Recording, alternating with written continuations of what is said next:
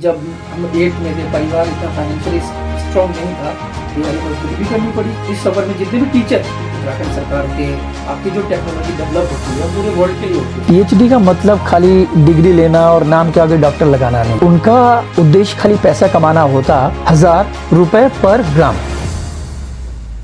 नमस्कार सभी को, जय हिंद। मैं सुवीर दास और आप देख रहे हैं दोस्तों टीम सोशल टॉक। साथियों, आज के इस पॉडकास्ट वीडियो में हम बात करेंगे एक ऐसे आम शख्स से जो यूपी के गांव से निकलकर जिन्होंने डीएसबी कैंपस नैनीताल तक की सफ़र यात्रा की है। वो उत्तराखंड के टॉप स्कॉलर्स में से एक हैं और फिलहाल प्रोजेक्ट साइंटिस्ट के तौर पर डीएसबी कैंपस नैनीताल में काम कर रहे हैं। तो आइए बात करते हैं आज के हमारे स्कॉलर्स जो हमसे बात करेंगे, मिस्टर सुनील ढाली जी, और उनसे जानना चाहेंगे कि वो यहाँ तक का सफ़र किस तरीके से उन्होंने इसको कंप्लीट किया है। इन विषयों को लेकर कुछ छोटी छोटी बातें उनसे करेंगे मिस्टर सुनील ढाली जी से। इस वीडियो में दिखाई जाने वाली सभी पात्र उद्देश्य किसी के भी भावनाओं को ठेस पहुंचाना नहीं। इसका उद्देश्य सिर्फ लोगों के बीच विचार विमर्श और जागरूकता फैला। सबसे पहले सुनील ढाली जी, आपका स्वागत है टीम सोशल टॉक पर।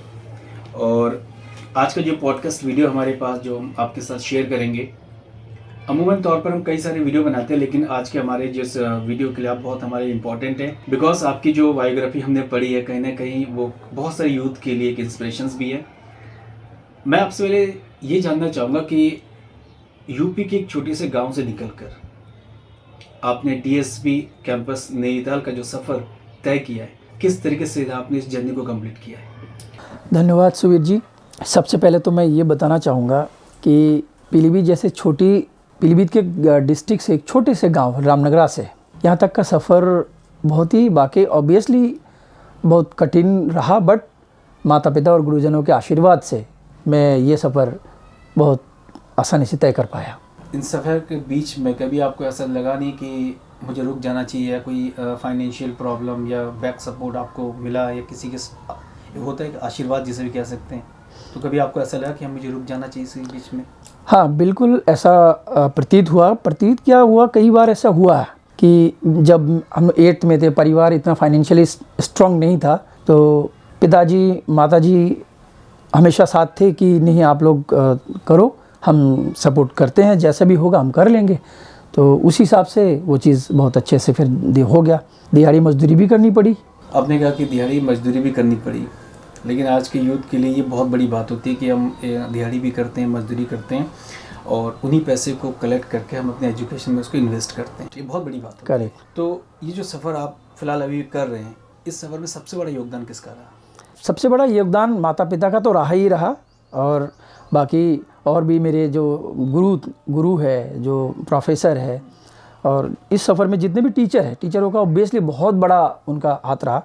मेरे पास आपकी कुछ यहाँ पे बायोग्राफी है, मैं इसमें देख रहा हूँ कि आप प्रोजेक्ट साइंटिस्ट के तौर पर जो है फिलहाल अभी joint collaborate research and development programme of BPCL, vaporisation of refinery petroleum residue by upcycling it into carbon nanomaterial. ये जो इतना बड़ा टाइटल है जो जिस पर प्रोजेक्ट साइंटिस्ट में काम कर रहे हैं, अगर एक आम इंसान इसको समझना चाहे तो क्या है ये? बेसिकली क्या होता है, जो पेट्रोलियम प्रोडक्ट्स होते हैं, पेट्रोलियम प्रोडक्ट जो होता है क्रूड ऑयल होता है, उसमें बहुत सारी एलिमेंट्स, बहुत सारी इम्प्यूरिटीज़ होती है। तो उसमें से जो पेट्रोल को निकालने के बाद, पेट्रोल, केरोसिन, डीजल, इन सब को निकालने के बाद उनके पास एक टार है जो डामर, जिसको हम कहते हैं, डामर बचता है। तो डामर का बेसिकली इंटरनेशनल और नेशनल लेवल पर उतना कॉस्ट नहीं है, आपको 10-5 रुपए किलो भी वो मिल जाएगा। बट उससे क्या होता है, पॉल्यूशन भी बहुत ज़्यादा क्रिएट होता है।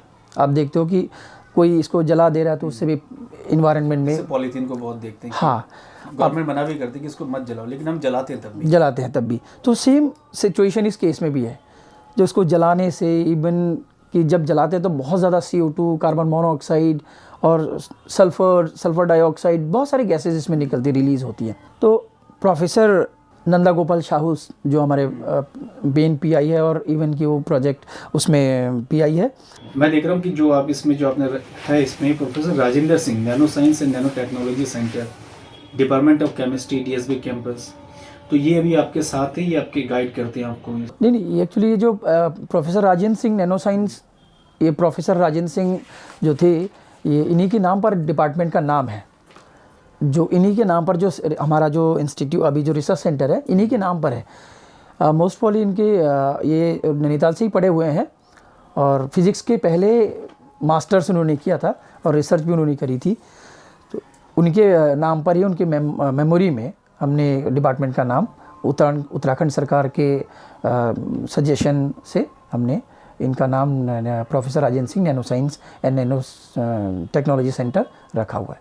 आप फिलहाल वहाँ पे प्रोजेक्ट साइंटिस्ट के तौर पे काम कर रहे हैं, तो कहीं ना कहीं आप देखते होंगे कई युवा वहाँ पे आते भी हैं, उनकी आंखों में एक सपना भी होता है कि मुझे भी एक साइंटिस्ट बनना है, मुझे भी कुछ ऐसा इनोवेटिव करना है जिससे कम्युनिटी को फ़ायदा हो। करेक्ट। तो रिसर्च को आप समाज के लिए किस तरीके से देखते हैं? बेसिकली कोई भी रिसर्च होता है वो समाज के लिए बहुत बड़ा मील का पत्थर होता है, क्योंकि आप जो रिसर्च करते हो, जो आपकी फाइंडिंग्स होती है, वो आप खाली अपने लिए नहीं करते हो, वो पूरे कम्युनिटी के साथ साथ पूरे वर्ल्ड के लिए करते हो।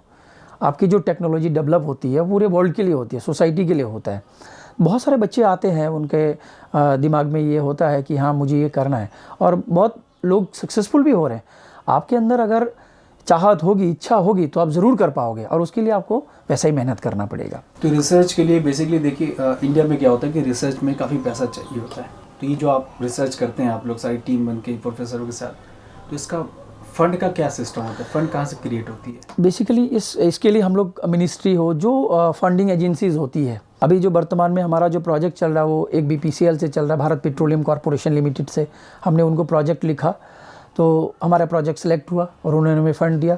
दूसरा जो national mission of Himalayan studies NHMS Kosi Katarmal Almora, उस संस्था से हमें सबसे पहले फ़ंड मिला था, और प्रोजेक्ट का थीम हमने वहाँ से ही शुरू करी थी कि ये प्रोजेक्ट ला के, क्योंकि आपको गवर्नमेंट इतना फंड नहीं देती, बट आप अगर प्रोजेक्ट लिखते हो, आपका प्रोजेक्ट सैंक्शन हो जाता, तो आपको फ़ंड की कोई कमी नहीं होती। तब प्रोजेक्ट लिखने के बाद आप प्रोजेक्ट फ़ंड आ जाएगा, फिर आप रिसर्च करिए, आपके फाइंडिंग्स बहुत अच्छे हुए तो आपको फिर प्रोजेक्ट फिर मिलने की चांसेस होते हैं, आपके काम को आगे बढ़ाने का मौका मिलता है। ढाली जी, मैंने आपके बारे में भी रिसर्च किया काफ़ी। मैं देख रहा था कि आपके 9 पेटेंट्स हैं। 9 में से एक पहला मैं स्टडी कर रहा था इसमें कि process of preparations of naturally doped silicon, magnesium, calcium, graphene nano sheets from the paper waste for energy applications. एक आम इंसान, फिर से वही बात जो आपसे रिपीट कर रहा हूँ पहले भी, एक आम इंसान कैसे समझाएगा? अगर इतनी बड़ी टाइटल हो, आप उसको कैसे पहुँचाएंगे ग्राउंड तक? हमने आपने लिखा पेपर, वेस्ट पेपर, तो ये क्या है, जब ये बर्बाद हो जाता, बर्बाद इन द सेंस कि जब इसमें लिख जाता है उसके बाद इसका कोई यूज़ नहीं रहता, लोग रद्दी जो होता है, रद्दी कागज़ से लेकर कोई भी न्यूज़पेपर पढ़ते हैं बस फेंक देते हैं, न्यूज़पेपर को फेंक देते हैं। तो हमने और हमारे टीम ने मिल करके हमने ये थीम दिया, जबकि हम वेस्ट प्लास्टिक में काम कर रहे थे, कई साल का एक्सपीरियंस हो गया था हम लोगों को काम करते हुए। तो हमने कहा कि अगर ये प्लास्टिक जैसा हाई मॉलिक्यूलर वेट वाले उससे हम लोग अगर ग्राफीन सिंथेसिस कर सकते हैं, तो क्यों ना हम पेपर की तरफ जाए, ये भी कार्बन का बहुत अच्छा सोर्स है। तो क्योंकि हमें ग्राफीन सिंथेसिस करने के लिए कार्बन की ज़रूरत होती है, कार्बन जितना अच्छा परसेंटेज में होगा वो मटेरियल से ग्राफीन उतनी इजीली और हाई क्वालिटी की ग्राफीन हम सिंथेसिस कर पाएंगे। कार्बन को अगर हम समझे, साइंस का कोई भी अगर डिपार्टमेंट में होगा तो वो कार्बन को समझेगा, लेकिन नॉन साइंस का कोई पर्सन होगा तो कार्बन को किस तरीके से समझना चाहेगा कि कार्बन क्या होते हैं, कार्बन कौन कौन से फॉर्म होते हैं? कार्बन देखिए बेसिकली क्या होता है, आप लकड़ी को जलाते हैं, आपको कोयला मिलता है, तो ये कोयला ही जो है, इसी से हम एक कार्बन होता है। इसमें क्या होता है, कार्बन है, आपका हाइड्रोजन भी होता है, ऑक्सीजन भी होता है। अगर अनबोर्न होगा, उसमें थोड़ी बहुत मॉइस्चर रह जाएगा या कुछ भी होगा, तो ऑक्सीजन उसमें रहेगा, तो मॉइस्चर होता है, ऑक्सीजन होता है, और कार्बन 100% उसमें होगा ही होगा। कई सारे बातें यहाँ पर कह रहे हैं, तो कहीं ना कहीं कुछ चीज़ें समझ में आ रही है, और हमारे जितने भी हमारे सब्सक्राइबर होंगे, जितने भी हमारी जो श्रोतागण होंगे, और जो भी चीज़ इनको सुन रहे हैं, उनको भी चीज़ें समझ में आएगी कि एक्चुअली हम बात किस पर कर रहे हैं। आज की डेट के लिए PhD का मतलब क्या है? PhD का मतलब खाली डिग्री लेना और नाम के आगे डॉक्टर लगाना नहीं है। नहीं, आजकल लोगों का जो थिंकिंग है कि यही कि मैं PhD कर लूँ एंड मेरे सामने एक डॉक्टर लिख जाए एंड मैं बस अपनी कम्युनिटी में या कई सोसाइटी में जाऊँ, मैं बहुत अपने आप को सुपीरियर रिप्रेजेंट करो, सुपीरियर दिखाओ, ऐसा नहीं है। PhD का मतलब है आपको उस विषय पर कितना डीप नॉलेज है, और आपका PhD से मतलब एक रिसर्च है, चाहे वो किसी भी आप फील्ड में चले जाइए, चाहे आर्ट्स का फील्ड हो, साइंस का फील्ड हो, मैथमेटिक्स हो, या कोई भी चीज़, अब किसी चीज़ के बारे में डीपली स्टडी कर रहे हैं, नॉलेज गेन कर रहे हैं, तो वो हम मेरे हिसाब से वो पीएचडी होना चाहिए, ना कि खाली नाम के आगे डॉक्टर लगाना, एक पीएचडी उपाधि लेना, ये कोई पीएचडी नहीं है मेरे विचार से। इस देश के जो सबसे बड़े मिसाइल मैन थे, आपको ही पता कि डॉक्टर एपीजे अब्दुल कलाम, वो भी हमेशा कहते थे कि acquired knowledge is the most important thing. But जैसे मैं आपसे पहले भी कहा है, आप भी मुझसे कह रहे हैं कि पीएचडी लेने का मतलब ये नहीं होता कि सिर्फ हम अपने सामने डॉक्टर डिग्री लगा दें। बट प्रॉब्लम तो ये है ना कि मैं पीएचडी कर रहा हूँ तो कहीं ना कहीं इसलिए कर रहा हूँ कि मेरे सामने डॉक्टर लगे, मैं एक अच्छी नौकरी लूँ, अच्छा पैसा कमाऊँ और मेरी जो फैमिली है वो लग्जरियस लाइफ को स्पेंड करे। मैं उनको सर कहता हूँ इसीलिए, doctor APJ Abdul Kalam sir का नाम लिया। अगर उनका उद्देश्य खाली पैसा कमाना होता, आईआईटी से थे वो, पैसा कमाना होता तो बहुत पैसा कमा सकते थे, बहुत ऑफर मिला उनको, बट उन्होंने नहीं किया। वो किसके लिए किया? सोसाइटी के लिए। आज देखिए ब्रह्मोस जैसी मिसाइल जो 9000 किलोमीटर तक की, अग्नि पृथ्वी, इतने सारे मिसाइल उन्होंने बनाया, वो खाली अपने लिए तो उन्होंने बनाए नहीं, देश की जो आर्म्स फोर्स थे उनके लिए और देश के लिए, इन भविष्य के लिए, फ्यूचर के लिए इतना बड़ा काम करके गए। तो अगर उनका काम ये होता कि नहीं मैं खाली पीएचडी कर लूँ, नाम के अगर डॉक्टर लग जाएगा, आईआईटी से थे, ऑब्वियसली उनको जॉब भी बहुत अच्छा मिल जाता, बट उन्होंने उस फील्ड को नहीं चुना। मैं अभी जो हमारे देश के युवा या हमारी कम्युनिटी के जो भी लोग हैं, उनसे जो भी स्टूडेंट है, जो स्कॉलर्स आगे के लिए सोच रहे कि मुझे ये करना है, तो मैं ये कहूँगा कि आप अगर नाम के आगे डॉक्टर लगाने के लिए कर रहे हैं तो आप रिसर्च मत कीजिए। इससे अच्छे भी प्रोफेशन है, आप आईएएस चुनिए, पीसीएस चुनिए, उसमें कर सकते हैं। आईआईटीज़ में आप लोग करके, अगर आपको ऐसा करना है, आप पैसे कमा दूसरी तरीके से भी कर सकते हैं। आजकल आईआईटी में काफ़ी फैसिलिटीज़ भी हैं कि लोग काफ़ी सारी चीज़ें कर सकते हैं। बिल्कुल। अब चीज़ें बदल रही है, तो इस बदलते दौर पर जब आप पीएचडी तक का सफ़र तय किया, अब आप प्रोजेक्ट साइंटिस्ट के तौर पे वर्क कर रहे हैं, इनके बीच में कठिन दौर कौन सा रहा? सबसे कठिन दौर था, मैंने एमएससी तो कर लिया था एजुकेशन के बीच में, फाइनेंशियली रहा ही, वो भी प्रॉब्लम रहा, बट उसके बाद एक गैप ऑफ टाइम हो गया था। तो उसमें मेरे सामने ऑप्शन भी थे कि मैं आईजीएल में मेरे को जॉब का ऑफ़र हुआ, मैंने 1.5 साल वहाँ जॉब किया, एक्यूम फार्मा में मिली। बट जब मैं पीएचडी छोड़ वहाँ से जॉब छोड़ के आया, तो अब मैं ये फिक्स हो गया कि मैं क्या करूं, कि घर को देखना था। सबसे बड़ी चीज़ कि फाइनेंशियली कैसे हम लोग स्ट्रांग हो जाए, वो भी चीज़ था, बट हमने उस चीज़ को नहीं देखा। हमने कहा ठीक है, अगर हम आज काम करने शुरू करेंगे, इसमें रिसर्च करेंगे, तो आने वाले समय में मेरे साथ साथ बाकी सोसाइटी के लिए भी बहुत अच्छा वो मील का पत्थर होगा। मैंने देखा है कि आपने कुछ चीज़ें को सर्च किया, तो आप इसमें क्वालिटी कंट्रोल केमिस्ट में भी काम किया आपने। करेक्ट। तो कहीं नहीं वो कठिन दौर से निकल के फिर पीएचडी तक का सफ़र तय करना, ये भी एक बहुत इंपॉर्टेंट। बिल्कुल। और मैं आपसे ये जानना चाहूँगा कि जो पीएचडी तो सही है, आप प्रोजेक्ट साइंटिस्ट में भी काम कर रहे हैं, इनके अलावा लिटरेचर में शौक है या सिनेमा में? ऑब्वियसली लिटरेचर में हमेशा से रहा कि लिटरेचर, अच्छे से अच्छा लिटरेचर मैं पढ़ूं और उससे नॉलेज गेन करूं। बट जब प्रोफेसर शाहू सर ने ज्वाइन किया डिपार्टमेंट, 2013 में ज्वाइन किया था, तो मेरे को भी ज़्यादा पता नहीं था ग्राफीन के बारे में। सर आए तो उनसे मोटिवेशन मिला, उन्होंने बोला कि मेरे जो स्कॉलर्स हैं, क्या वो लोग बेस्ट प्लास्टिक से ग्राफीन बना सकते हैं? तो फर्स्ट टाइम हमने वैसे सुना कि ग्राफीन कुछ चीज़ होती है। तो सर ने बोला लिटरेचर देखिए, पढ़िए। ओबियसली पहले से हम साइंटिफिक जर्नल्स नहीं पढ़ते थे, ऐसे जो जनरल लिटरेचर्स है, हमारे जो महान लीडर्स है और हमारे बड़े बड़े क्रांतिकारी थे, जो उनके बारे में पढ़ता था। बट रिसर्च के बारे में जर्नी स्टार्ट 2012 से शुरू हुई थी।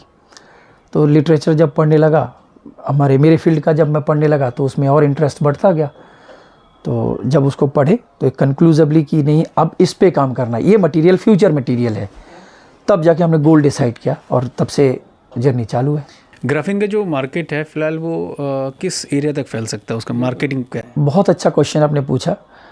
ग्राफीन बेसिकली 2004 में डिस्कवर हुआ था, आंद्रे गाइम और नोबेलोसोव, इन दोनों लोगों ने डिस्कवर किया था, और 2010 में मात्र 4 साल में इसको नोबेल प्राइज़ मिला।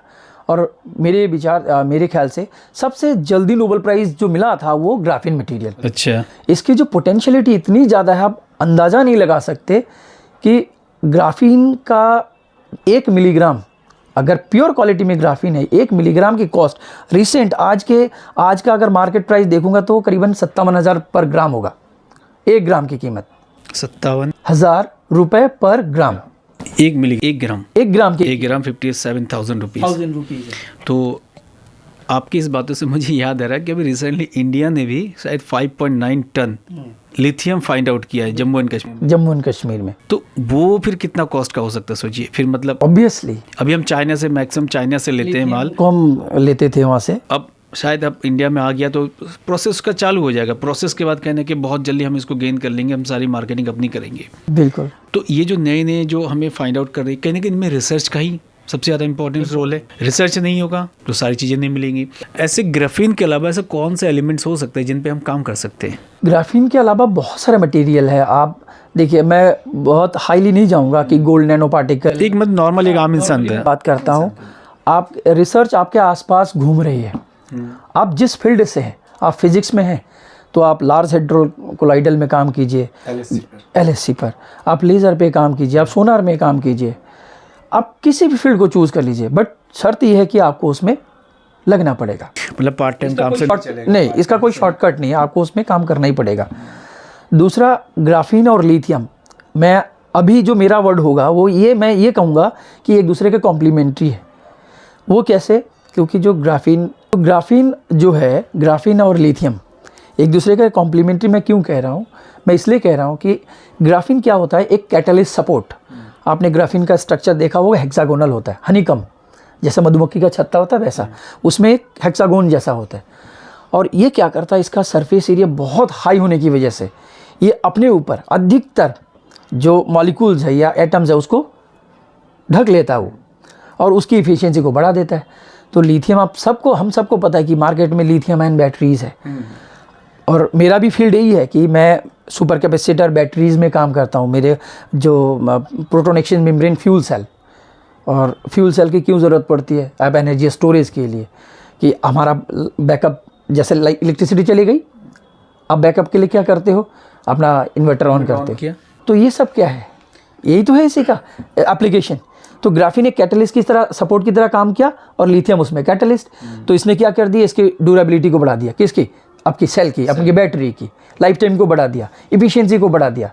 यानी छोटे से, आजकल का जो बैटरी आ रहा है बहुत ही कॉम्पैक्ट, नैनो एकदम छोटे, कि बड़े बैटरी को छोटे में कन्वर्ट आपका स्पेस भी कम, स्पेस में बहुत ज़्यादा एनर्जी। तो लिथियम प्लस ग्राफीन, ये आने वाले समय में मतलब एनर्जी कभी ख़त्म नहीं ना होने वाली प्रोसेस है, जिसको सबको एनर्जी की कहीं ना कहीं से वो चीज़ हम गेन करते रहेंगे। अगर ये कहीं पे कहीं लगता है ख़त्म होने वाली है तो दूसरा उसका अल्टरनेट ऑप्शन आ ही जाएगा हमारे पास। देखिए, हमारे इतना फंड हम लोग फ़ॉरेन से ख़रीदने में लगा देते थे, अब वो क्या होगा, इंडिया में सीधे इतना पैसा हमारा बचेगा, रादर कि हम इसको एक्सपोर्ट भी करने लगेंगे। कई बहुत सारी बातें जो अच्छी भी लग रही है मुझे, बहुत सारे मतलब इवन जो हमारे जो यूथ हैं उनको ये बातें वहाँ तक ज़रूर पहुँचेगी। मैं लास्ट में आपसे ही जानना चाहूँगा कि आज की जो हमारी जो जनरेशन है, यूथ जनरेशन्स, उनके लिए आपका मैसेज क्या होना चाहिए? मैं उनसे कहूँगा कि आप लोग खाली पैसे कमाने के लिए पढ़ाई मत कीजिए, या अपना समय जो है मोबाइल में ज़्यादा बर्बाद मत कीजिए। मोबाइल का एप्लीकेशन, उसके भी देखिए, ये भी विज्ञान का एक आविष्कार है। तो एक बार हम पढ़ते थे उसमें कि विज्ञान वरदान या अभिशाप। तो अगर आप साइंस का सही यूज़ करेंगे तो वो वरदान होगा, अगर साइंस का आप गलत इस्तेमाल करेंगे तो वो वरदान होगा और अभिशाप होगा। तो आज के युवाओं से ये कहूँगा कि आप टारगेट ओरिएंटेड, कि आपको ये करना है और उसके अनुरूप आप काम कीजिए, मेहनत आपको करनी होगी, आपको टाइम देना होगा। फ़ोन से आप कर सकते हैं, लिटरेचर देखिए ना, आप कर सकते हैं किसी भी लिटरेचर को, हिंदी लिटरेचर, आप साहित्य पढ़िए, किसी महापुरुषों के बारे में पढ़िए, इकोनॉमिक्स के बारे में पढ़िए, पॉलिटिक्स के बारे में पढ़िए, लॉ के बारे में पढ़िए, आप पढ़ सकते हैं।